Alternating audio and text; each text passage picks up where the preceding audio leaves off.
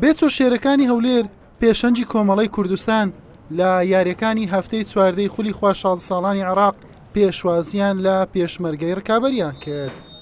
هەرزوو لە خولەکی دوو دارین دڵدار بە لێدانی ڕاستەوخۆ خاوەن ماڵی بە گۆڵ یەکەم لە یاریەکە پێشخست. وەڵامی بێچۆ شێرەکانی پێشمەرگە خێرا بوو. دوای دوو خولەک ئەحمەد کاروان ئەنجامەکەی یەکسان کردەوە. لەگەڵەوەی کۆمەڵێک دەرفەتی گۆڵ بۆ هەردوو تیپ هەبوو، بەڵام نیوە یەکەم هەر بەم یەکسانیە کۆتایی هات. لە نیوەی دووەم و لە خولەکی 52 ناوبژان لێدانێکی سزای بۆ بێچۆ شێرەکانی هەولێر ئەژمار کرد. محەممەد مەحموود بە سەرکەوتوی جێبەجێ کرد و گۆڵی دووەم و پێشکەوتنی بۆ تیپەکەی تۆمار کرد. تیپی خوا 16 ساڵانی هەولێر بە ئەنجامی دوو گۆڵ بەرامبەر گۆڵێک لە یاریەکە براوە بوو.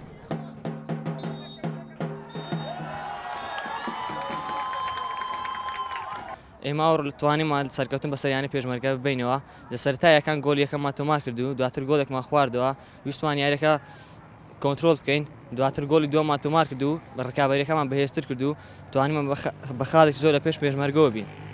زۆر سپاس بۆخوای گەورە. ئیشاڵە هەموو ئاواتێکمان هەیە بە پلە یەکەم بەسەکەین، ئیشاڵە واش دەبێت و بەدلی ئێمە دەبێت. ئێمە چەند هەفتەیەکە خۆمان بۆ میارە ئامادە کردو، یاریکی گرنگ بوو بۆ ئێمە، پێسمان بە سێ خاڵەکە بوو، سەرتا گۆڵێکمان خوا، بەڵام زوو گۆڵ یەکەمان هێناوە، بەڵام خۆی گەورە مەوفەقی نەکردین. پەنالتیێک سەرمان دروست بە گۆڵی دووەمیان لێ کردین و زۆر هەوڵماندا بۆ گۆڵی دووەم، بەڵام نەماتوانین گۆڵی دووەم بکەین. ئیشاڵڵا یاریەکانی داهاتوو سەرکەوتنە بین، پیرۆزبایلیانی هەولێرەکەم.